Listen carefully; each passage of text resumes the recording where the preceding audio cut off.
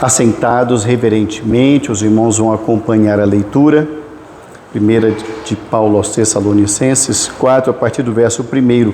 A palavra de Deus nos diz assim: Finalmente, irmãos, nós vos rogamos e exortamos no Senhor Jesus, que, como de nós recebestes, quanto à maneira por que deveis viver e agradar a Deus, e efetivamente estáis fazendo, continueis progredindo cada vez mais, porque estáis inteirados de quantas instruções vos demos da parte do Senhor Jesus.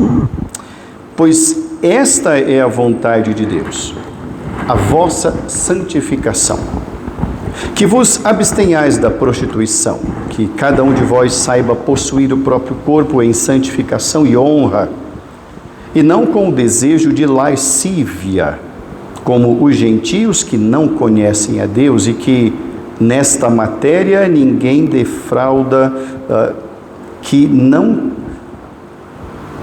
ninguém ofenda nem defraude a seu irmão, porque o Senhor contra todas essas coisas, como antes vos avisamos e testificamos claramente, é o vingador. Porquanto Deus não nos chamou para a impureza, e sim para a santificação.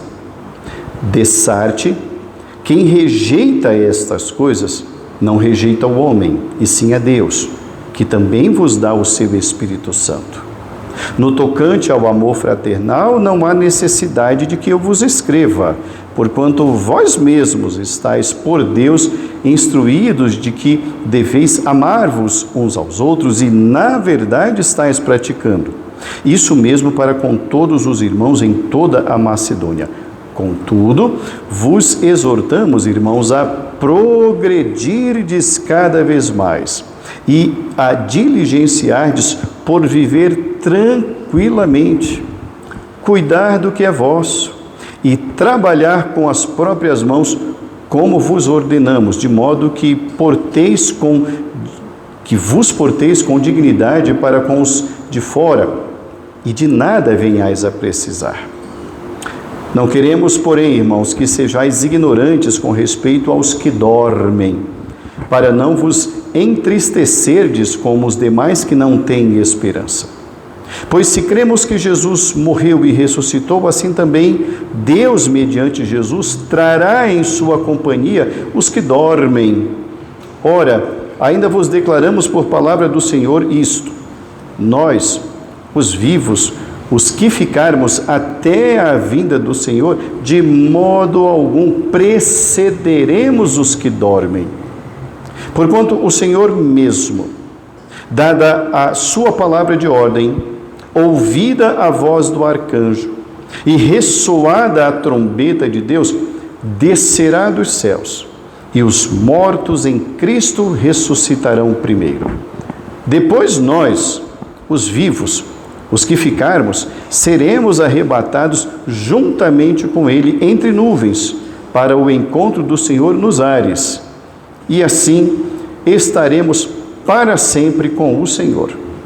Consolai-vos, pois, uns aos outros com estas palavras.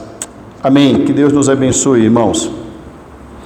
Na noite de hoje, irmãos, dando sequência à nossa série de estudos sobre a primeira carta de Paulo aos Tessalonicenses, hoje já é a quinta mensagem, é a quinta pregação, o quinto estudo. Nós queremos trabalhar como tema da noite de hoje, irmãos, vivendo para agradar a Deus.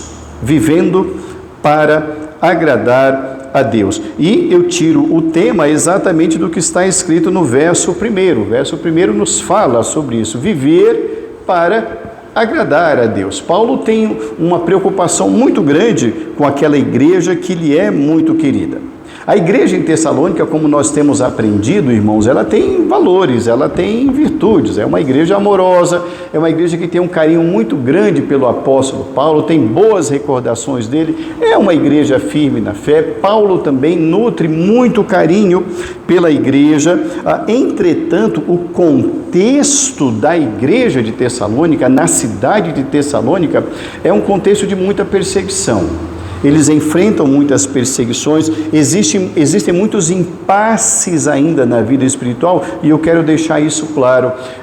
Existe na igreja de Tessalônica um bom entendimento teológico, eles são muito bem doutrinariamente formados.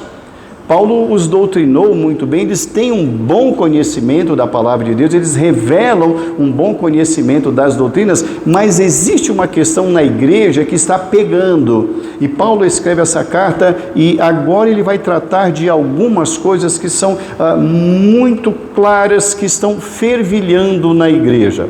A igreja está revelando uma dificuldade na prática da vida cristã. Isso aqui é notório. Embora eles tenham um bom conhecimento doutrinário, e eles o têm, eles estão com dificuldade de traduzir esse conhecimento em prática, em trazer todo esse conhecimento para uma vida santificada. Então eles estão na igreja, adoram o Evangelho, creem no Evangelho, mas ainda precisam de transformações em várias áreas na vida deles. Então Paulo escreve para elogiá-los, para dizer aquilo que está muito bom e em outras áreas em que eles precisam ter um ponto de atenção. Um outro grande ponto de atenção, que vai ficar claro aqui no texto, conforme os irmãos já ouviram, era uma falta de esperança ou dúvidas ou falta de compreensão sobre a segunda vinda de Cristo. Então Paulo, nessa quase parte final da sua carta, ele vai trabalhar isso.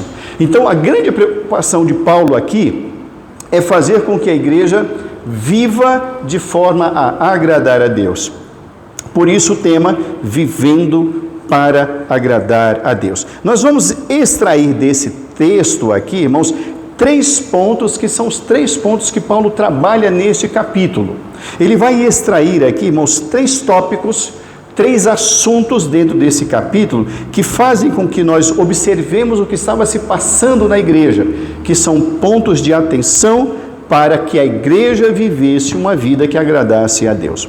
O primeiro ponto que Paulo deixa muito claro era a necessidade de agradar a Deus tendo uma vida de santidade. Uma vida de santidade. Então, como que vivemos para agradar a Deus? Buscando uma vida de santidade. Eu quero chamar a atenção dos irmãos no que diz respeito ao verso de número 2. Estais inteirados de quantas instruções vos demos da parte do Senhor, pois essa é a vontade de Deus, a vossa santificação. É disso que vamos tratar nesse primeiro ponto.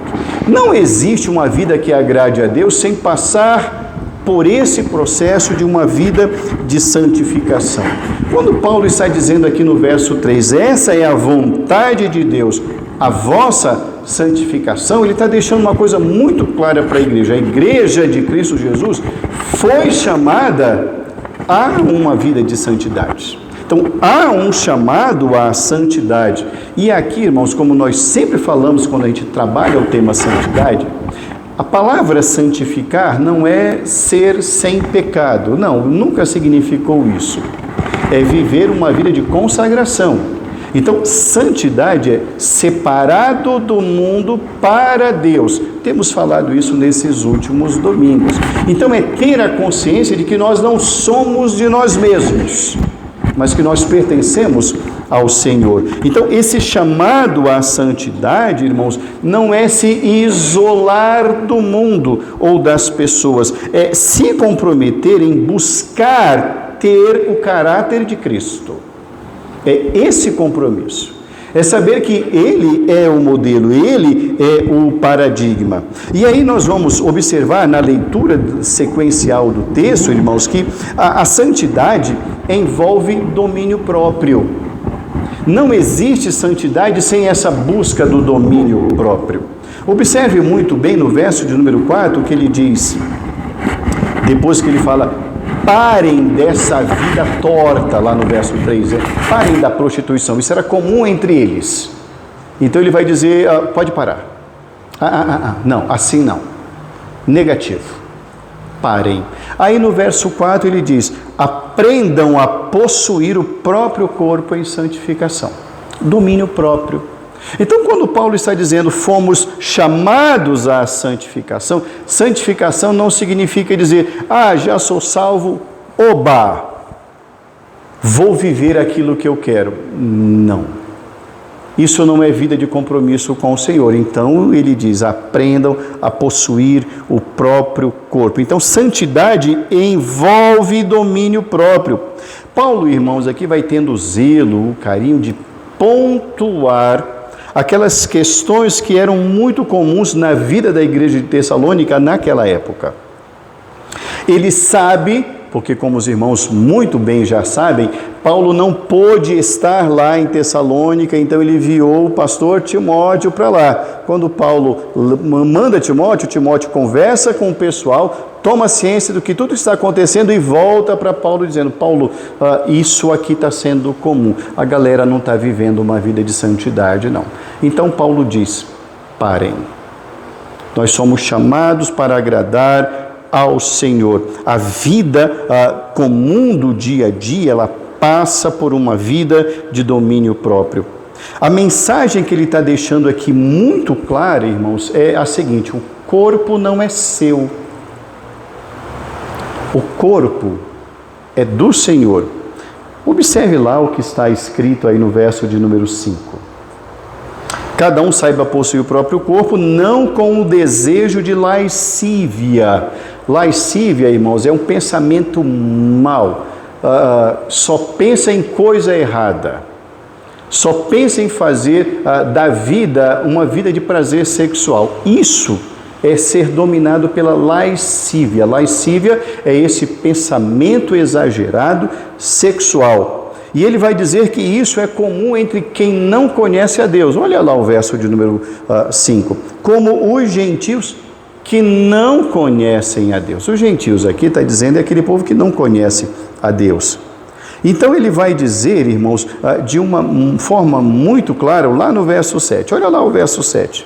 Deus não nos chamou para a impureza, e sim para a santificação. Então ele, no verso 8, ele vai concluir esse seu pensamento dizendo, dessa forma, dessarte, ou seja, portanto, quem rejeita essa busca por santificação não está rejeitando a minha palavra, não está rejeitando a minha orientação, está rejeitando ao próprio Deus. O que Paulo está dizendo nesse primeiro ponto para a igreja de Tessalônica é, irmãos, vida cristã é mais do que ir à igreja. Vida cristã é mais do que se tornar membro de uma igreja. Vida cristã é muito mais do que ter conhecimento teológico. Vida cristã vai muito além disso. Isso tudo é desejável. Estar em uma igreja, tornar-se membro da igreja, ter conhecimento teológico, tudo isso é muito desejável. Entretanto, isso não torna uma nova criatura. O diabo faz tudo isso. O diabo está dentro das igrejas. Às vezes, como membro de várias delas. Não dá um sossego, não dá um minuto de sossego. Conhecimento teológico, ele cita a Bíblia para todos nós aqui e nos dá aula de teologia.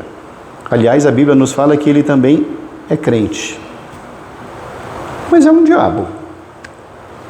Então, vamos entender que tudo isso é desejável, mas Paulo está dizendo, precisamos nos santificar. Então, uma vida que agrada a Deus, irmãos, é uma vida que busca santidade. Santidade, irmãos, é uma obra de Deus em nós. Não se trata apenas de um esforço humano. O verso 8 é cabal. A segunda lição que a gente aprende nesse texto aqui, irmãos, vivendo uma vida que agrada a Deus, se por um lado, o primeiro tópico é uma vida de santidade, o segundo tópico é uma vida de verdadeiro amor fraternal. Uma vida que agrada a Deus é uma vida de verdadeiro amor fraternal. Verso 9. Verso 9 aí é o ponto onde ele já deixou de falar sobre a vida de santidade, porque ele já tocou no assunto, agora ele vai falar da vida de amor. No tocante ao amor fraternal, não há necessidade de que eu vos escreva, porquanto vós mesmos estáis por Deus instruídos que deveis amar uns aos outros. Mas olha agora o verso seguinte. Na verdade, estáis praticando isso mesmo para com todos os irmãos em toda a Macedônia. Contudo, vos exortamos, irmãos, a progredirdes cada vez mais. Se por um lado a vida de santidade era um ponto amarelo, um ponto de atenção, um sinal amarelo, aqui a igreja estava no ponto verde, no sinal verde. Opa, olha, a vida de comunhão com você está muito boa. Eu estou gostando de ouvir o que eu ouvi da parte de Timóteo. Entretanto, não parem, prossigam. Então ele está dizendo, depois dessa vida de santidade, Paulo começa a falar do amor. E ele vai dizer que a vida em amor, ela se revela nos relacionamentos saudáveis entre os irmãos. E Paulo fala, vocês aqui são um grande modelo, um grande exemplo, mas agora eu quero que vocês cresçam cada vez mais. Não pensem que tudo está bom. Tudo que está bom pode ser melhorado. O que Paulo está dizendo é, não podemos achar que as coisas estão boas, porque isso pode nos levar a uma acomodação. Aí vai nos levar ao orgulho. E como nós bem sabemos, o orgulho antecede a queda. Então Paulo diz, não deixem de dar atenção a essa vida de comunhão. E isso é muito bom. Precisamos melhorar. O que está bom pode melhorar. Se a vida de santidade precisava melhorar em tudo, a vida de amor fraternal nem tanto, mas ainda assim é um amor que deve se desenvolver e no desenrolar do dia a dia. E ele vai explicar como isso se dá. É interessante, irmãos, nós observarmos como Paulo vai dizer como devemos desenvolver essa vida de harmonia e de comunhão com os irmãos. Bom, ele vai dizer, irmãos, lá no verso de número 11, vivam uma vida tranquila. O que é uma vida tranquila? Uma vida sem sobressaltos. É uma vida que vai descansar na graça de Deus, sabendo que Deus é o provedor. É uma vida que todo dia ao acordar diz, obrigado meu Deus por estar vivo, o Senhor é o meu pastor e nada me faltará hoje. Hoje eu tenho os cuidados do Senhor para comigo. O que é uma vida intranquila? Qual é o oposto? Qual é o antônimo disso? É uma vida de ansiedade. Como vai ser? Meu Deus, ó céus, ó dor, e fica a vida inteira, o dia inteiro, remoendo essas preocupações constantemente. Eu sempre digo aqui, os irmãos já cansados já de me ouvir, estão dizendo que o inquieto inquieta. O inquieto, ele tem uma inquietude tão grande que ele não consegue guardar para si. Ele vai inquietar quem está em paz. Ele não consegue ver ninguém em paz. Você conhece pessoas assim? Quando você está em paz, está no seu sofá, vendo um jogo, assistindo a um filme, ou descansando, vai alguém lá e vai, o que está fazendo? Você está aí? Inquieta. Aí você fala, gente, eu não posso ter um minuto de paz. A paz inquieta. E Paulo diz, cuide da sua vida. Reverendo, Paulo falou isso? Falou, vamos adiante aqui no texto. Cuide do que é vosso. Oh, Paulo, que bênção, Paulo. O que Paulo está dizendo é, querido, cuide das suas coisas. Sabe o que nos traz à mente aqui agora? Aquela discussão que houve lá no lar de Betânia, quando Jesus foi lá tomar um cafezinho com um pão de queijo, né? E Marta e Maria estavam lá. Marta agitada para lá e para cá, Marta não parava em canto nenhum. E Maria lá, Senhor, fala que eu quero aprender. E aí vem a inquieta Marta. Mas ela vai de uma arrogância tão grande e ela acha que é a última bolacha do pacote. Não é verdade? Ela chega e fala para Jesus, Senhor, ordena a minha irmã. Olha que audácia. Quem és tu, Marta, para mandar em Jesus? O inquieto é assim. O inquieto ele não pode ver ninguém quieto, porque tem alguma coisa errada. Ele acha que é no outro, mas é nele. E Paulo diz, cuide do que é vosso. A gente demonstra amor, irmãos, cuidando da própria vida. I love Paulo. Cuide, meu irmão. Cuide da sua vida, cuide do que é vosso. Uma outra forma que Paulo vai dizer de amar o irmão e aumentar essa comunhão, ele vai dizer, seja servil e aprenda a trabalhar. Em outras palavras, ele está dizendo, não viva de bolsas, bolsa isso, bolsa aquilo, aprende a trabalhar, aprenda uma profissão, faça um curso técnico, se sinta útil, você é útil, faça, envolva-se, você tem habilidade, você tem capacidade. Paulo diz, trabalhe com a própria mão, como vocês aprenderam. E Paulo era modelo disso, Paulo era exemplo disso. Paulo nunca foi pesado a nenhuma das igrejas por onde ele passou. E ele mesmo dizia, eu fazia tendas, e era um trabalho, conforme nós já estudamos, um trabalho penoso. As tendas, na época, irmãos, elas eram de pele de animais. Então, para você costurar aquilo com as mãos, a agulha era muito grossa. E a linha também era de couro. Então, imagine você perfurar aquilo com as mãos.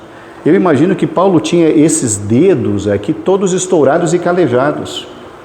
Mas ele sabia o valor do trabalho, então ele dava esse exemplo. Paulo estava inserido na sociedade. Paulo não vivia às custas de bolsas do governo. Isso é prova de amar uns aos outros. É um amor que deve crescer cada vez mais. É um amor, irmãos, a que revela uma vida responsável que honre o Evangelho. O que Paulo está dizendo é uma vida que agrada a Deus, é uma vida que vai aumentar em amor fraternal. Uma terceira lição que nós aprendemos nesse texto, irmãos, uma vida que agrada a Deus, é uma vida também que vive na esperança do Senhor. É uma vida de esperança no Senhor. Ele vai inaugurar esse novo tema, ele falou de santificação, ele falou de amor, e agora ele vai tratar de um outro assunto que estava pendente na igreja, a esperança. Lá no verso 13, ele vai dizer no verso 13, não quero, irmãos, que sejais ignorantes com respeito aos que dormem. É uma metáfora para dizer dos que morreram em Cristo, tá? Para que não vos entristecerdes como os demais que não têm esperança. Então Paulo vai pontuar uma questão que estava pendente ali na igreja de Tessalônica. Paulo então vai falar sobre a volta do Senhor da igreja. Paulo vai tratar de como será. É lógico que Paulo não vai descer a todos os detalhes. Paulo vai pontuar as deficiências daquela igreja. Então, quando Timóteo volta a Paulo e fala, Paulo, eles não estão entendendo como é que vai ser a volta de Jesus. Tem gente lá colocando as coisas fora de ordem, eles precisam de orientação. Então, Paulo diz, eu não quero que vocês desconheçam, não quero que vocês sejam ignorantes, porque nós temos esperança em Cristo Jesus. E ele vai explicar como se dará. Repito, Paulo aqui, ele não vai fazer um tratado sobre a volta de Jesus. Ele vai apenas revelar a ordem de certas coisas que estavam em confusão na igreja. Não esperemos encontrar nesse trecho que Paulo está falando todo um tratado de escatologia, o estudo das últimas coisas. Não, Paulo não tem esse objetivo aqui. Ele é pontual. Ele quer esclarecer como se dará a vida daqueles que estiverem vivos quando Jesus voltar. Então ele vai colocar essa coisa em ordem aqui. Paulo vai estabelecer, irmãos, que esse desconhecimento da volta de Jesus, ou dos acontecimentos, a ordem desses acontecimentos, estava gerando naqueles irmãos preocupação e tristeza. E ele fala, opa, não. Cristo é a nossa esperança e Ele há de ressurgir. Se eu não tenho esperança em Cristo, como que eu vou agradar a Deus? Por isso o tema da mensagem, uma vida que agrada a Deus. É uma vida, irmãos, que renova a esperança da volta de Jesus. Observe lá o que ele está dizendo aqui no verso de número 14. Se cremos que Cristo morreu e ressuscitou, Ele também, por meio de Deus, vai nos ressuscitar Ele vai trazer na sua companhia os que já morreram. Ele usa a palavra os que dormem. É uma metáfora para os que morreram em Cristo. Então, observe bem o que Paulo está dizendo. Isso nos faz, nós induzimos que Paulo está revelando que na igreja de Tessalônica havia a seguinte dúvida: e quem já morreu? Como é que vai ficar? Eu vou ver meu irmãozinho, eu vou ver papai, vou ver vovó, vou ver mamãe? Como é que vai ser? Nós vamos nos encontrar ou não vamos? E Paulo diz: o Senhor trará. Todos aqueles que estão já com o Senhor, todos eles virão. Nenhum vai ficar largado por aí. Verso de número 14. Deus, mediante Jesus, trará em sua companhia os que dormem. Então, isso era para pacificar a igreja. Olha, ninguém vai ficar perambulando por aí. Todos os que estão lá serão trazidos. Depois ele prossegue dizendo: nós, os vivos, os que estivermos vivos, quando o Senhor voltar, de modo algum precederemos os que dormem. Não haverá um arrebatamento antes deles voltarem. Essa era uma outra confusão que eles tinham lá. E Paulo fala: não, querido, primeiro eles vão descer com o Senhor. Depois, quem estiver vivo aqui vai ser arrebatado e nós nos encontraremos com o Senhor nos ares. Então, eles não virão aqui, vai ser nos ares. Então, Paulo vai estabelecendo para que a igreja fosse doutrinada e renovasse a sua esperança nisso. E depois ele vai dizer: estaremos para sempre com o Senhor. Olha lá como Paulo vai dizendo e confortando a igreja. Ninguém vai ser esquecido nem de lá, nem de cá. A igreja que crê em Cristo viverá eternamente com o Senhor Jesus. Aqui, observe bem, Paulo não fala que os nossos corpos serão transformados. Paulo não fala disso porque essa não era a preocupação dele para a igreja.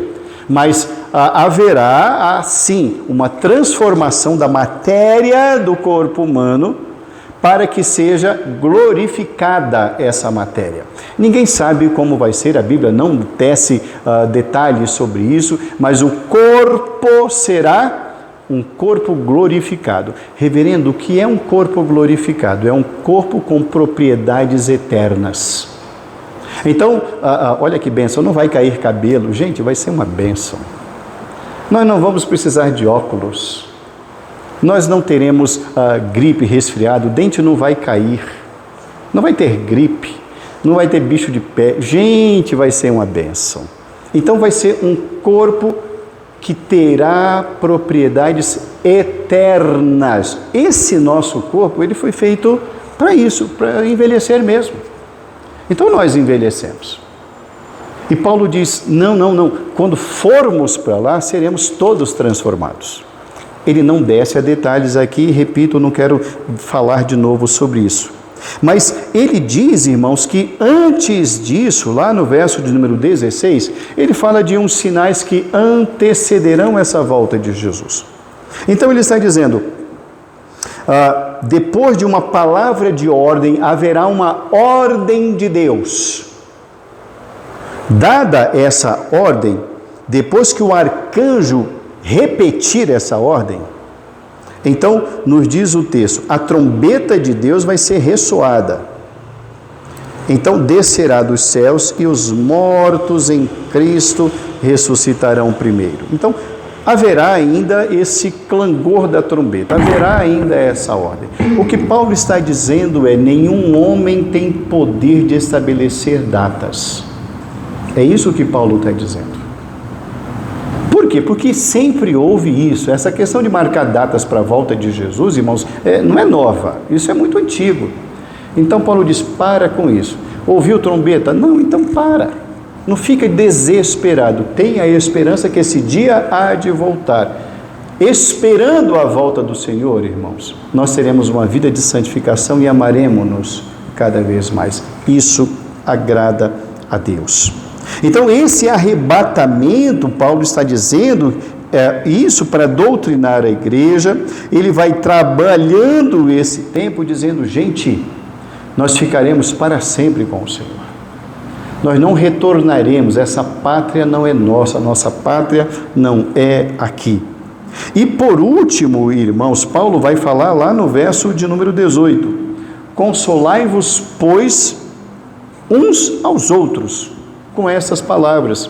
Então, a esperança que a igreja tem da volta do Senhor Jesus não deve trazer para nós, irmãos, motivo de preocupação, ou medo, ou pavor. Não! O objetivo da volta de Jesus é consolar a igreja. Consolai-vos, pois, uns aos outros. A palavra consolar aqui tem um sentido de exortar, animar, fortalecer. Fortaleça isso, repita isso, porque essa é a nossa esperança.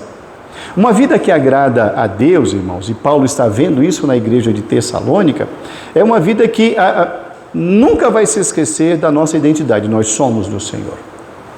Precisamos desenvolver o domínio próprio. Precisamos nos amar cada vez mais, e nós não devemos temer a volta do Senhor Jesus. Aquele que crê em Cristo é o dia mais esperado.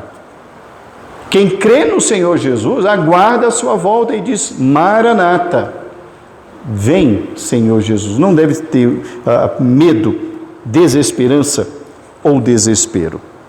Concluindo a nossa reflexão na noite de hoje, irmãos, Paulo, nessa carta, está ensinando sobre a necessidade urgente de transformar todo o conhecimento teológico, bíblico, doutrinário que nós temos na palavra de Deus em vida prática.